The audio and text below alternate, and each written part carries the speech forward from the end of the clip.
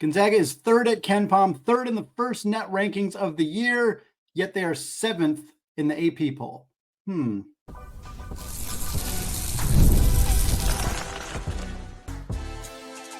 You are Locked On Zags, your daily podcast on the Gonzaga Bulldogs. Part of the Locked On Podcast Network, your team every day. What is going on, y'all? Happy Tuesday, and welcome into the Locked On Zags podcast, part of the Locked On Podcast Network, your team every day. I'm your host and longtime Gonzaga podcaster, Andy Patton, here to bring you news and updates on all things Zag athletics. Today's episode of Locked On Zags is brought to you by Gametime. Folks, download the Gametime app, create an account, and use code LOCKEDONCollege, and you will get $20 off your first purchase. Well, we got a new AP poll coming out on Monday. The new net rankings are here to evaluate. We're going to talk about those, plus 8 mailbag questions to get to. We're talking non-conference strength of schedule. We're talking St. Mary's recent performance over USC and Arizona State, and much more. Let's start with the AP poll coming out on Monday. The Zags, we knew they would drop. You always drop after a loss, even if 15 of the top 25 teams took a loss last week, which is what ended up happening. Feast week is always chaos, and that was the reality. We didn't expect Gonzaga to drop much, and they didn't. They didn't drop much. They dropped down to 7th. That's the lowest they've been all year, but I think that says more about the respect Gonzaga was given in the preseason, and their obviously their early season victories, including the win over Baylor in the first game. They went from 6th in the preseason. They jumped up to 4th. They jumped up again to 3rd, and now they are down 4 spots to 7th after the loss to West Virginia, as well as the wins over Indiana and Davidson in the battle for Atlantis. Your top 5 right now: Kansas, Auburn, Tennessee, Kentucky, and Marquette. All of your top 5 teams are undefeated. I did my top 25 for Locked On College Basketball. I didn't have them in the same order, but I did have those same teams in my top 5. Iowa State is 6th. They're the only team ahead of Gonzaga that has a loss this season. Iowa State's only loss is to Auburn, who is number 2 in the AP poll, who I had number 1 in my most recent rankings. So totally understandable in my mind to be behind those 5 undefeated teams. They're still ahead of plenty of other undefeated teams who did not jump above them in the rankings, and have the only team ahead of them with the loss being Iowa State. Gonzaga comes in at 7, like we said. Purdue is 8th. Duke is 9th. Alabama comes in at number 10 to round out the top 10. And like I said, this feels about right.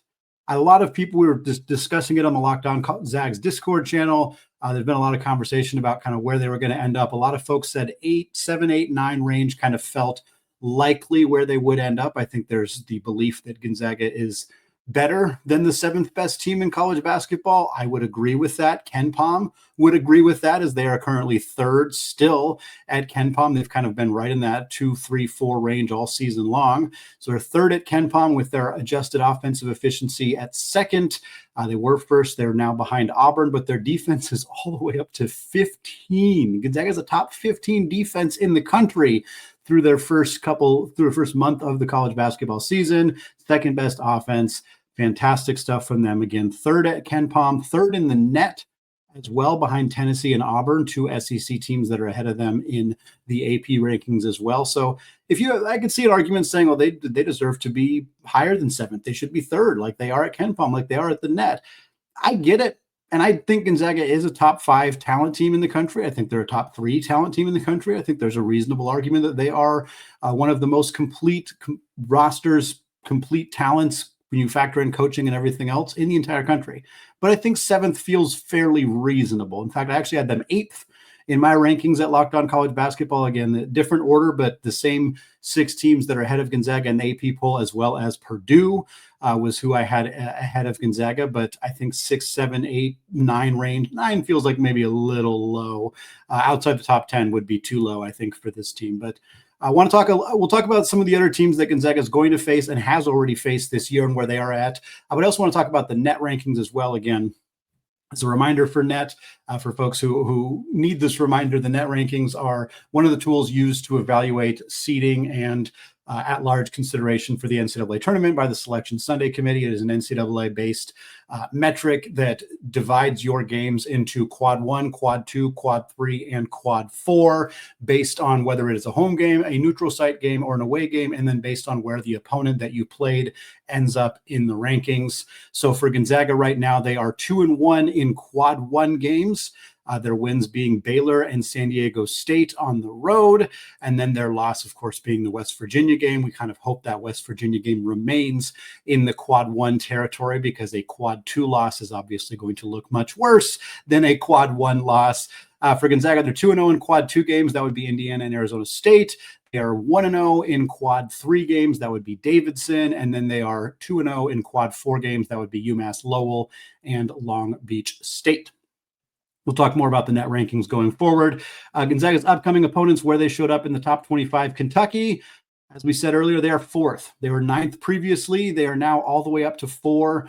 Gonzaga, of course, plays them on Saturday at the Climate Pledge Arena. We're going to have a ton about this Kentucky team in the next couple of episodes. Thursday's show, Friday's show, going to be jam-packed, talking about Mark Pope and the Cats. They're 7-0 on the year. Nice win over Duke. No other really notable wins, but they don't have any losses either. 12th at KenPom, 8th in the net ranking, 1-0 in those quad 1 games, and then 6-0 in quad 3 and quad 4 combined. UConn stayed in the top 25. Wouldn't have been my choice, I'll say that. You lose 3 games in a row. You lose 3 games in a row to unranked teams. At the time of those games, Memphis is now in the top 25, but Colorado is not. Dayton is not in the top 25. So to lose those games, I wouldn't have kept them in the rankings. Their best win on the season is like a team outside the top 300 at KenPom.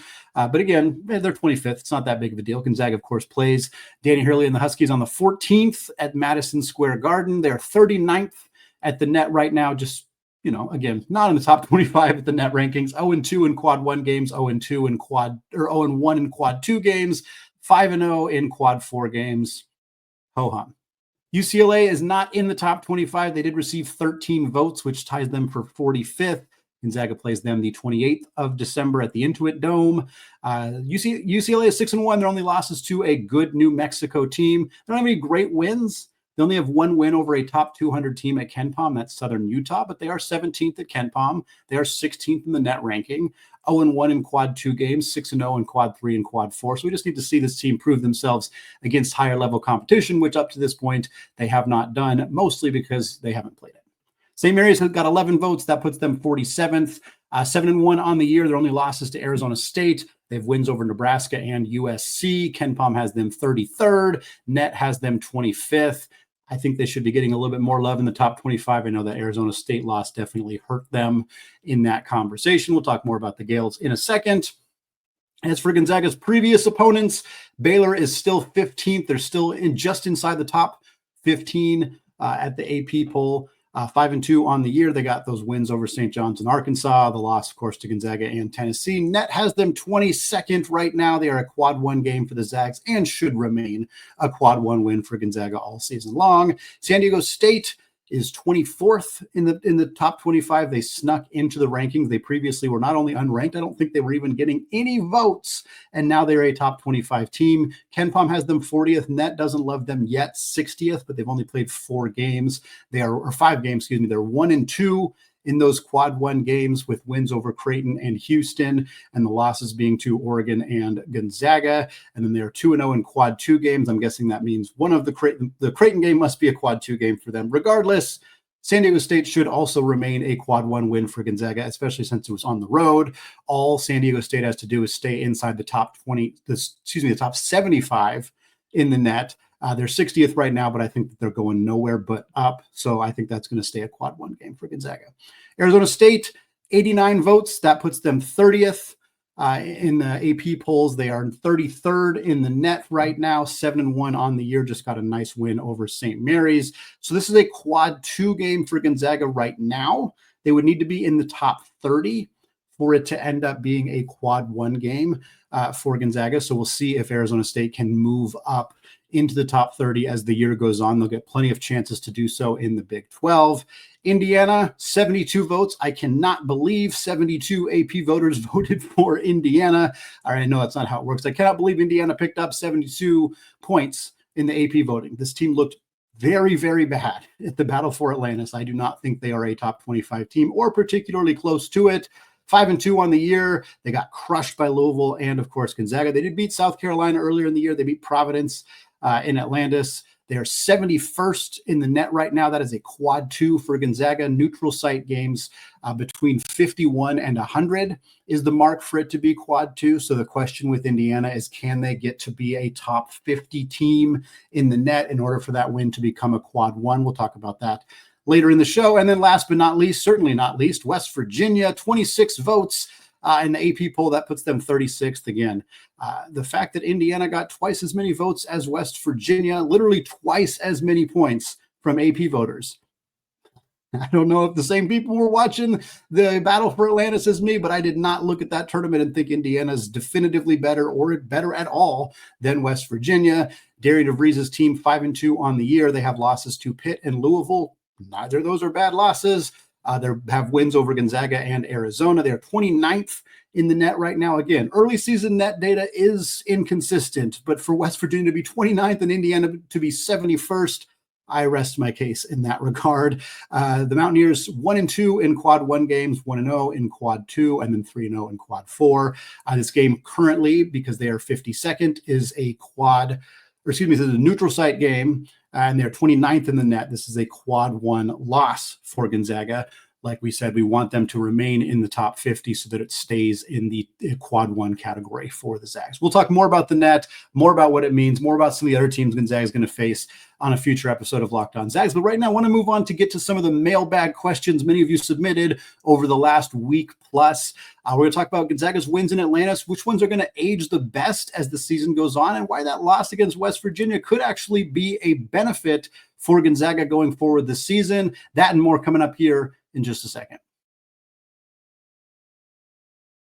But first, folks, going to live events is the best, whether it's concerts, theater shows, comedy, and finally our college sports, are coming back.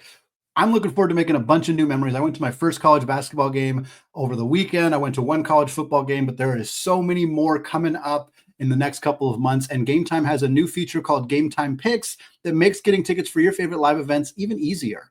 And Gametime Picks filters out the fluff to show you only incredible deals on great seats so that you don't have to waste your time searching through thousands of different tickets.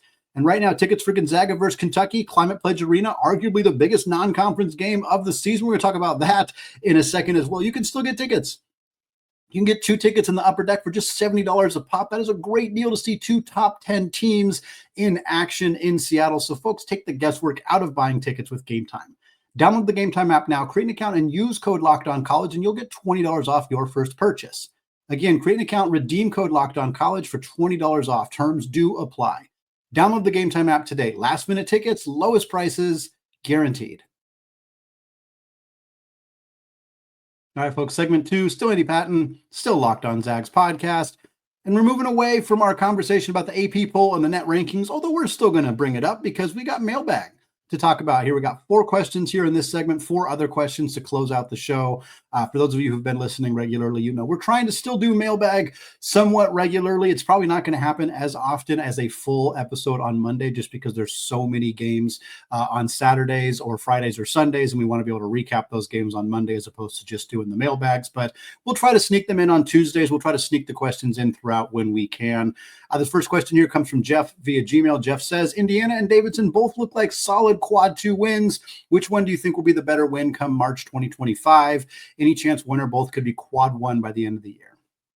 So yeah, as a reminder on this, since these are neutral site games, the teams would need to finish in the top 50 in the net for it to be a quad 1 game for Gonzaga. Indiana is currently 71st, so right in the middle of being a quad 2 game, where Davidson is currently 114th. So it is a quad 3 game for Gonzaga at the moment, although quite likely could end up being a quad 2 game as the year goes on. So Indiana is much closer to being a quad 1 win currently, and obviously, as a team in the Big Ten, they have more opportunities to pick up quad 1 wins, which is the easiest way to bump yourself up in the net rankings and end up in that top 50 conversation. They also have plenty of opportunities to lose games, to struggle, and to do, to go in the opposite direction, or at least not move forward in a way where they're not in that quad 1 conversation. I feel fairly confident that Indiana won't drop to quad 3. I'm not super high on this team, as many of you know, just having heard the previous segment, but I don't think they're going to fall out of the top 100 in the net rankings. So I think they'll ultimately be at worst a quad 2, and it wouldn't shock me if they sneak into the top 50 and end up a quad 1, although I'm gambling more on them being a quad 2 game. For Davidson, they're quad 3 right now, but they're going to be quad 2. I feel pretty confident in them ending up being a quad 2 win, partly because the A10 is pretty good. There are some bad losses you can take in the A10. Don't get me wrong, more so than any power conference. The A10 is a very good mid-major conference, but it is still a mid-major conference, and there's still 15 teams in this very bloated conference, and plenty of them are the kind of teams that if Davidson were to stumble and lose a home game to one of the worst teams in the league, that would be a big problem for them in the net rankings. But ultimately, Davidson looked good enough and has good enough opportunities. There's 6 teams currently in the A10 that are top 80 in the net right now. That's a lot of opportunities for Davidson against teams like Dayton and VCU and St. Bonaventure and Rhode Island and some of these other teams in that league, Loyola Chicago, who's been picking up votes for a top 25. I think Davidson will do enough to be in the top 100 and be a quad 2, but I would be pretty surprised if they did climb all the way into the top 50. I think the likelihood is that both these games end up being quad 2 wins for Gonzaga, with Indiana having a decent chance of pushing that to quad 1. Another question from Jeff. He says, with the battle for Atlantis not working out as expected, and also with UConn and UCLA underperforming and Baylor proving to be a bit unpredictable, do you have any concerns about Gonzaga's non-conference strength of schedule this season? Is it possible that Saturday's game against Kentucky and Seattle is the most important game of the year for Gonzaga? I think it's completely insane to worry about Gonzaga's non-conference schedule. People do. People are. People will continue to. It's insane to me. Gonzaga's playing a cavalcade of elite programs. And yes, some of those programs maybe aren't going to be quite as good as Gonzaga would have hoped they are. We didn't think Arizona State was going to be this good. That's going to end up being a really good win for Gonzaga going forward. We didn't think San Diego State was going to be this good. They just knocked off 2 really good teams in the Players Era Festival. Those 2 wins are going to really help Gonzaga. Also, I'll push back on UCLA. Underperforming. They have 1 loss on the year to New Mexico. Very good team, consistent NCAA tournament team. They're 16th at the net right now. They're 17th at KenPom. I don't think that UCLA is underperforming. I don't think they're very good. And maybe it's because I didn't have as high of expectations for them going into the year. But again, going into the year, most people had them at the back end of the top 25. And right now, a month into the season, they're 16th in the net and 17th at KenPom. That feels like they're performing as expectation right now. I think that UCLA won't be one of Gonzaga's strongest wins as the year goes on, but it'll be fine. It should still end up being a quad 1 win for Gonzaga. I'm not worried about Baylor. They have 2 losses, but those 2 losses are to really good teams. One to Gonzaga when they just weren't ready for the season to start yet. They also didn't have their full roster. Langston Love wasn't healthy. The other losses to Tennessee. They're 2 of the 3 best teams in the country, in my opinion. So yeah, I'm not worried about Baylor. Yeah, they needed overtime to beat St. John's, but guess what? That's a good St. John's team too. So not concerned about Baylor. Not really concerned about UCLA. UConn, I never thought they were that good. I was concerned about them losing 4 or 5 starters, but Danny Hurley is one of, if not the best coach in college basketball. That team will be good by the end of the year. They will probably win the Big East. They will probably earn a top 5 seed in March.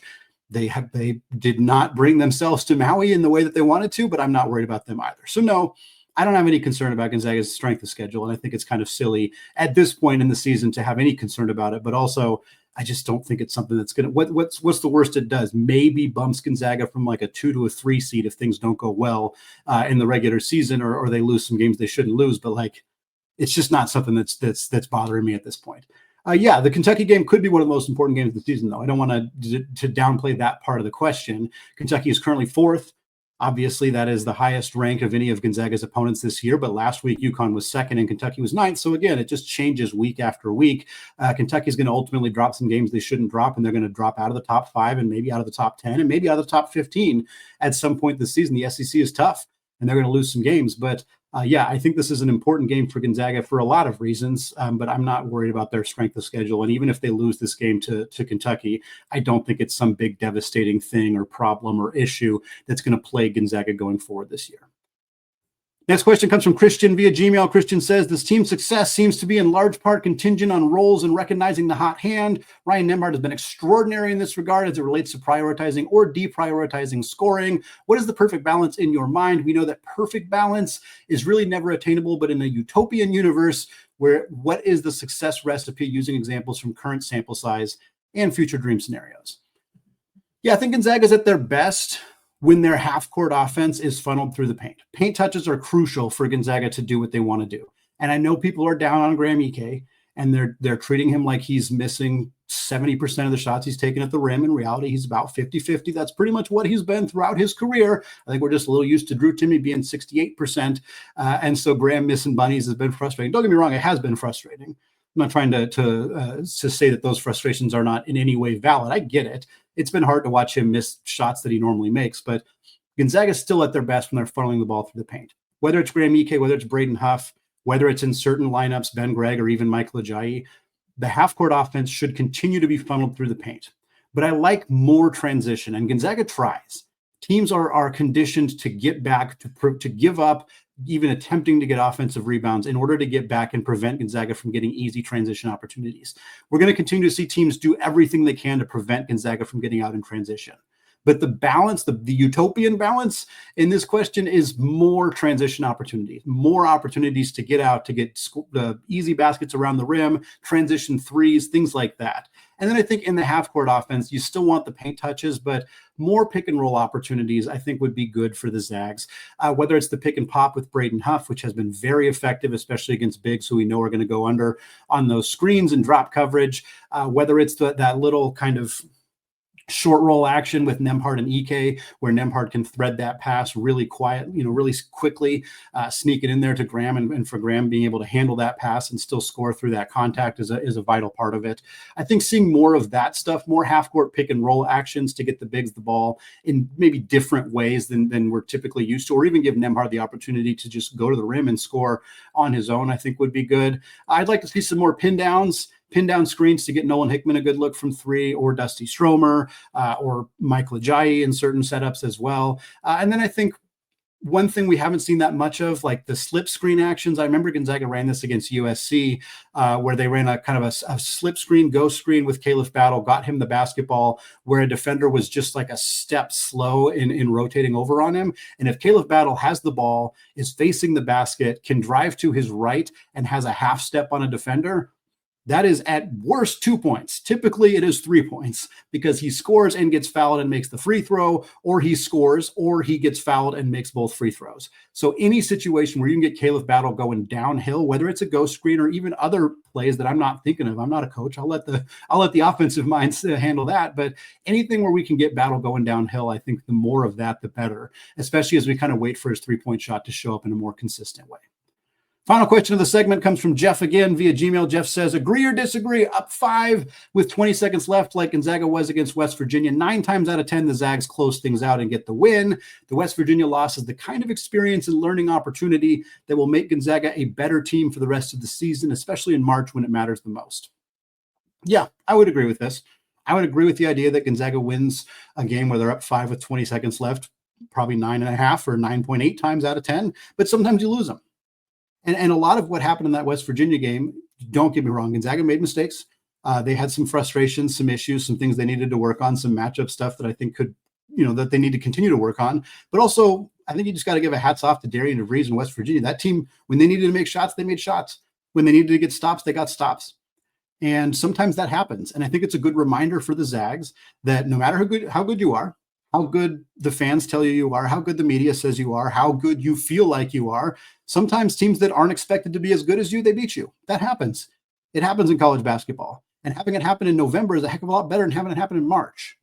So yes, I agree. This is a learning opportunity for a team that, it has a lot of continuity from last year's roster, but still has some new pieces. They're still trying to find those spots for those guys. And I think this is the kind of loss that helps Gonzaga find out what are those late game situations we need to work on.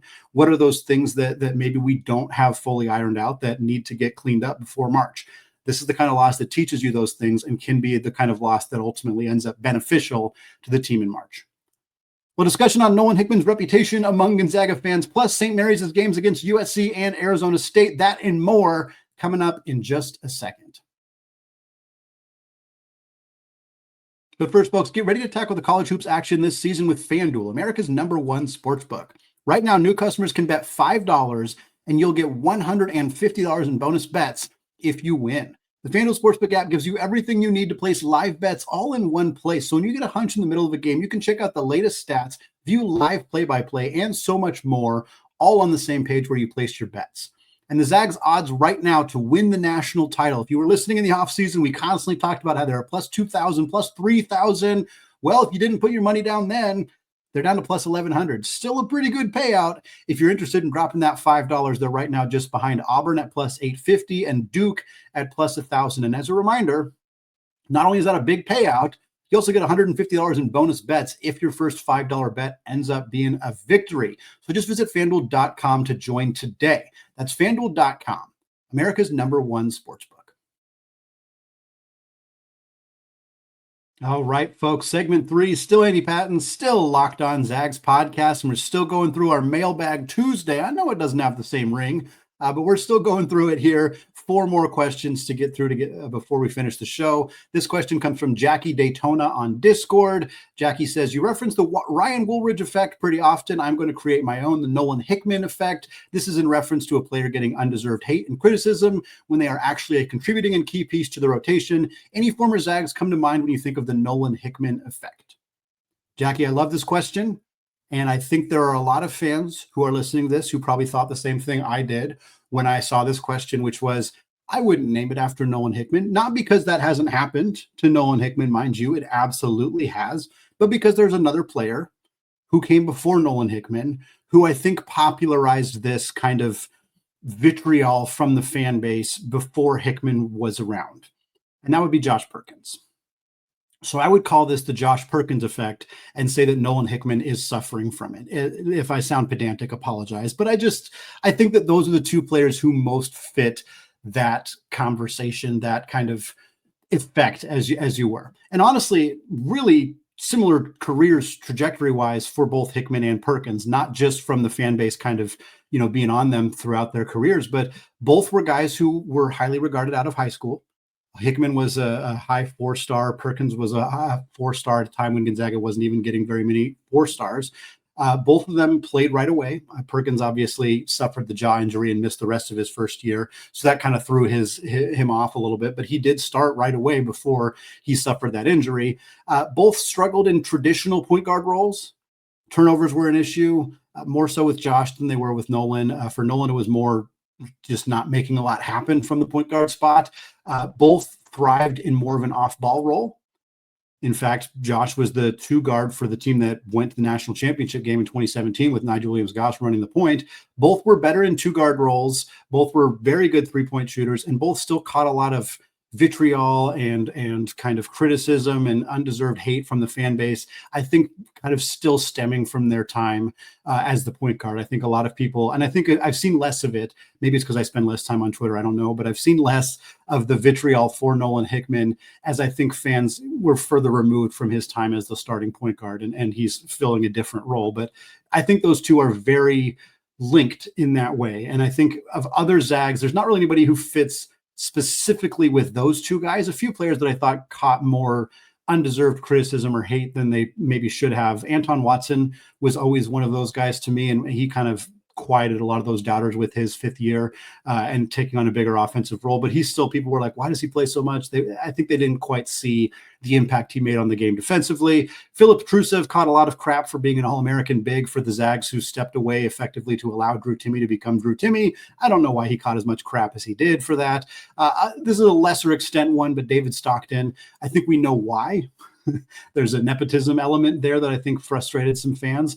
He was never close to as good as his dad, but he wasn't as bad as I think some people maybe treated him as such. He was a backup point guard who was a decent shooter, a good passer, got a lot of steals. Like he filled the role that he was asked to fill, I think, quite well, and caught a lot more attention than maybe a player with a different last name would have in that same role. Next question comes from Jeff via Gmail. Jeff says, This week, St. Mary's beat USC and then lost to Arizona State. Since Gonzaga also played both those teams in the last 30 days, are there any comparisons that can be drawn about how the Gonzaga-St. Mary's game might play out later this season? Since I already called myself pedantic earlier, it's been longer than 30 days since Gonzaga played USC, although this question may have been asked within that 30-day window. Regardless, I will continue to take nothing from the USC result. The Trojans are bad. The Trojans got walloped by St. Mary's. If you didn't see this, folks, the score of this game was 71-36. USC, a Division I high major college basketball program who landed the highest scoring transfer portal class in college basketball, coached by a well-renowned coach in Eric Musselman, scored 36 points against St. Mary's. They scored 96 against Gonzaga in the exhibition series. Does this mean St. Mary's is 60-point better? Of course not. And that's not what anybody is suggesting. But I think it emphasizes that Gonzaga did not play. I mean, Ismaila Diani came in 5 minutes into that exhibition game against USC.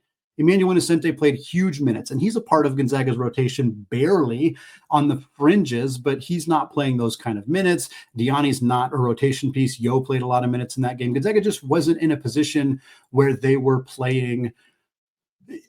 I don't want to say they weren't playing to win, but they weren't playing their lineups in rotation the way that they obviously have been as the season has gone on. St. Mary's also had the benefit of getting to scout this USC team far more than Gonzaga did. So I will take nothing from that result other than, hey, that's a huge win for St. Mary's in terms of scope and just margin of victory. So good for them. Arizona State, the main thing I take away from Arizona State beating St. Mary's in that championship game in the Acrisure Classic is Arizona State's really good. And it makes me feel better about Gonzaga struggling in that game because Gonzaga ultimately still won. They still got a W. It still goes down as a win in the column, which is all that really matters. And it makes Arizona State's resume look better. It makes it more likely that that game is a quad one game for Gonzaga. The Sun Devils are good. And I think we shouldn't feel too much concern about struggling in that game, just like I don't think we should feel too much concern about losing to West Virginia. Neither is fun. But both those teams, instead of being like two of the worst teams in the Big 12, I have a feeling both those teams are going to be better than a lot of people were expecting in the preseason. As for St. Mary's, they're just kind of a lot like they always are. You know, they lose Aiden Mahaney and Joshua Jefferson, but they replace them with Mikey Lewis and Paulus Morauskas, and it's working pretty fine. Mikey Lewis might be better than Aiden Mahaney. That's a conversation that folks in Moraga are having right now. They believe that Mikey Lewis, who's a true freshman, might be a better player than Aiden Mahaney right now, and certainly could be if he stays in Moraga for multiple years. Morauskas, transfer from Arizona, 6'8", is a double-double machine, consistently getting double-doubles at the power forward position. He looks like a beefed-up version of Joshua Jefferson, probably not as impactful defensively. But yeah, this the St. Mary's team, Randy Bennett's still at the helm. Augustus Marcelonis is still running point. Mitchell Saxon's still down low. This team looks very similar to what they've looked like in the past. Two more questions to get to today on Locked On Zags. This one comes from Jackie Daytona on Discord. Second question from Jackie, who says, let's pretend you're a coach for a day on the Zags. Let's have you as coach point out each starter's biggest weakness and give them a quick pep talk that you think would help them improve that weakness or mentality. Yeah, I had some fun with this one. I'll give you a quick little kind of spiel for each of them. For Graham Ike, here's what I wrote. Quote, we need to stay calm when the double team comes and remember our rotations. You know there's a guy open. If you get that ball out quick enough, it leads to an easy bucket, and then they pull back, they pull off that double team, and you can go to work one-on-one on the block. For Mike Lejayi, quote, this offense takes some time to fully comprehend. I know you're wanting to make sure you make the right pass and the right read, but right now you're just telegraphing it too much. You're in your own head. Play a little looser, improvise when it's necessary. Use your feel for the game to make plays. Don't worry too much about doing the right thing in every situation. For Caleb Battle, quote, you're a sixth-year senior. No need to let the emotions get out ahead of you. If you miss a shot or if you turn the ball over, we need you to avoid those frustration fouls. We need you to avoid those compounding mistakes. Shake it off, be a goldfish, move on to the next play. Nolan Hickman, quote, you have the green light. Keep on shooting. Even if they aren't falling, you're a part of this offense every single game, and we need you to find multiple ways to impact winning so that you aren't just relying on that three-point shot. And for Ryan Nembhard, quote, defending bigger guards is a challenge, but we know you are up for it. Continue to work on navigating those pick and rolls and fronting your man when they are on the block. Final question of the show comes from AD Simone 206 on Discord, who says, listening to your last mailbag inspired this question. Andy Patton, the basketball player, which Zag in a year is your own playing style closest to? This is a very easy question for me to answer. I sincerely hope any friends who've watched me play basketball, who've played basketball with me, my dad, who's probably listening to the show, they all know the answer. Sam Dower. Sam Dower is the answer here. This, without a doubt, I could drive to my left. I could finish with my left. I had multiple post moves that all got me over my right shoulder with my left hand. A baby hook shot with my left hand, up and under, all sorts of post moves as long as I was getting to my left hand. I was a decent free throw shooter. I could space the floor a bit, not really early on. I stopped growing height-wise when I was 14, so eventually I had to start learning how to play a little bit further away from the rim, but I didn't have a right hand. I was not super consistent as a shooter, and I wasn't great defensively. And Sam, if you're listening, I know you've listened in the past. Sorry, I'm not trying to knock you down at all. Just saying our games are pretty similar. Very left-handed dominant player who was not great on the defensive end of the floor. Love you, Sammy, but that is exactly what my game most replicated when I was playing in high school, when I was playing intramurals at Gonzaga. Fun question. Thank you for asking that one, AD Simone. That's going to wrap it up for me today here on the Locked On Zags podcast. Folks, thank you so much for making the show your first listen or your first watch of the day. We got quite a few more shows to get to before Gonzaga's next game. They are playing Saturday, of course, against Kentucky. We're going to have a lot about that game. We're going to be giving you keys to victory, what we're watching for, storylines, all sorts of fun stuff, getting ready for that game against the Cats. We're also going to talk about the new Pac-12, how those teams are doing this year, what it might mean for Gonzaga, all that coming up this week. Thanks again for listening, folks. And until then, as always, go Zags.